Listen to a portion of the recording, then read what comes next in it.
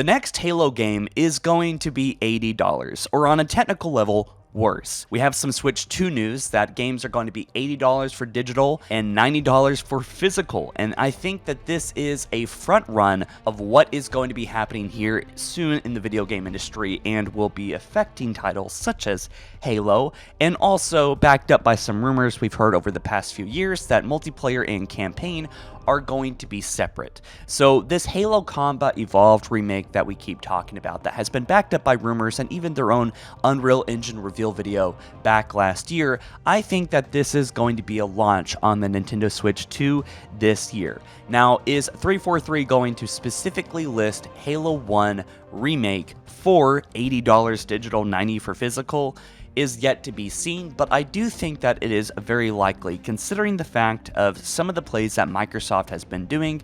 They are just as corporate as ever, and they're also paying very close attention to, obviously, their stock prices, which is always the main concern. When you think about investors, it's really all they really make decisions based off. They buy companies, fire everyone in the companies to make false growth so that the stocks go up.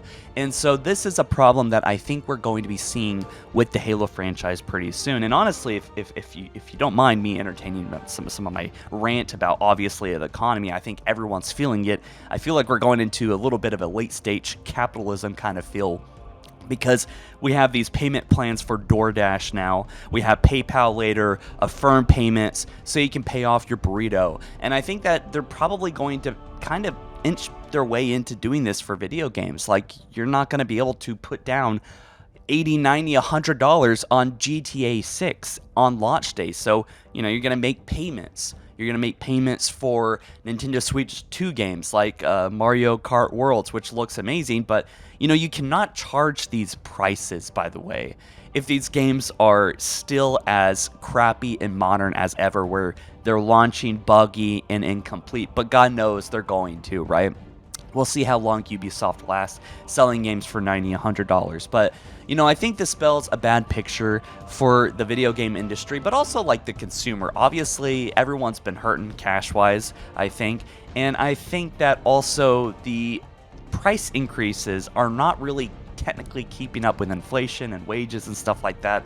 And games just really are not in a lot of people's budget. Like, a lot of people can't even afford, one $100 game a month, right? Which is just sad, and I think that's just getting to this dystopic thing that people are going to have to start doing little payment plans on their games, or, these services that are basically like Netflix for gaming.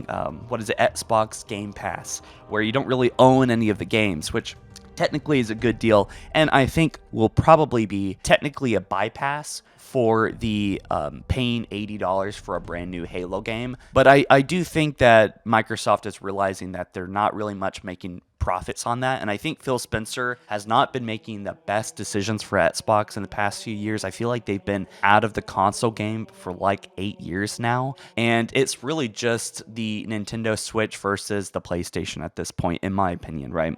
So yes, the economy sucks. Could it be related to tariffs? I'm not really sure. As far as I know, as far as what I've done from some light research, is that there's no evidence directly. I mean, obviously it looks like there is, because Japan is selling the Switch 2 cheaper in their country, but raising the price over here, which could be related to what is going on with the tariffs, but I'm not 100% sure on that. How is this going to affect Halo? I think that obviously inflation is going to bring prices up, but considering what they did with Halo Infinite and the rumors and the many leaks that we've had backed up with and mixed in with things that have legitimately come true and have been confirmed, such as them working on some kind of Halo 1 game, right? Or remake that is probably going to launch on the Switch 2, is that they are getting more greedy in a way of making the game free to play, selling $40 microtransactions. I think Season 1 alone on Halo Infinite's microtransaction side, if you wanted to participate in buying all the armor, it was over $1,000. Putting that much fake value on the front end to the consumer on a free-to-play game is atrocious. I guess it is a free-to-play game, but honestly, I think people would much rather at this point drop drop $80 than being given elements and parts of their game, like the customization, extracted and turned into a whale monopoly where you have to drop $20 to buy a couple shoulder pads and a helmet. I mean, it's just not great. And I think people rather just pay $80 and enjoy the game in all of its lovely features. But God knows they're probably going to sell the game for $80 and then do just as bad and aggressive and anti-consumer microtransactions as they did in Halo Infinite. I just don't know if it really worked out for them, honestly. And like I said in my last video about all this, they're spending millions of dollars a year supporting Halo Infinite. I mean, the fact that they have people working on this full time, I mean, just tells me that they're probably making a lot of money off a select few. And I don't know if you guys ever watched that video or remember it, but I did a eBay video where people are selling microtransactions for Halo Infinite way, way, way up on eBay. It's just absolutely insane, and it makes me feel gross. Considering on where we came from, like where Halo 3 had earnable, in-game things where you had to complete the campaign on Legendary to earn it. And when you ran around with that recon helmet, for example, after doing the Vidmaster, it meant something. It meant that you had, it didn't just have $20, $40 of expandable cash you wanted to throw in the wind for a microtransaction.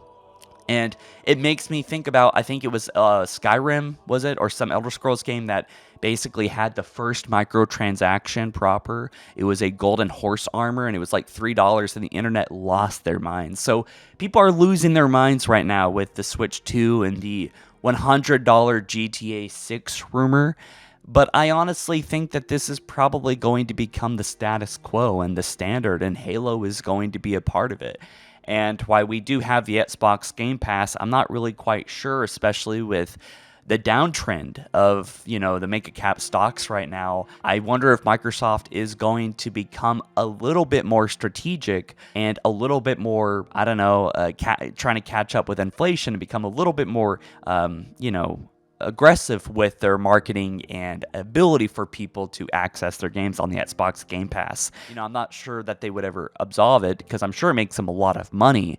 Technically, you never own the games, right? But I do think that the fact that they had a discussion, if putting Call of Duty on Xbox Game Pass was going to be less profitable than just moving copies themselves individually, I think it does make some people at Microsoft think that maybe they're actually losing money with the Xbox Game Pass. And I honestly think that is part of the reason why Halo Infinite was a disaster, was directly because of the Xbox Game Pass.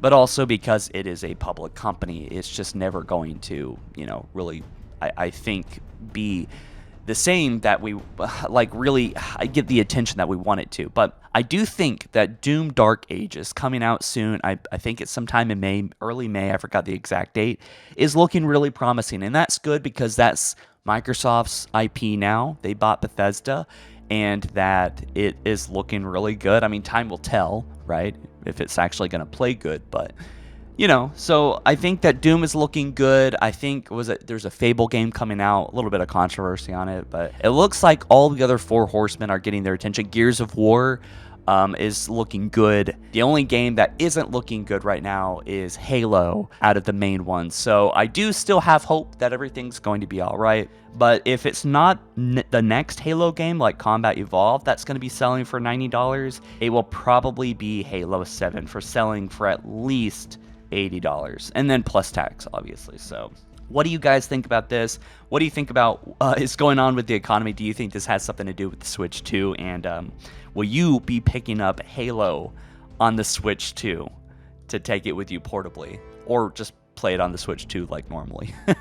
Let me know down in the comment section below, and I'll catch you in the next one soon, guys. Peace.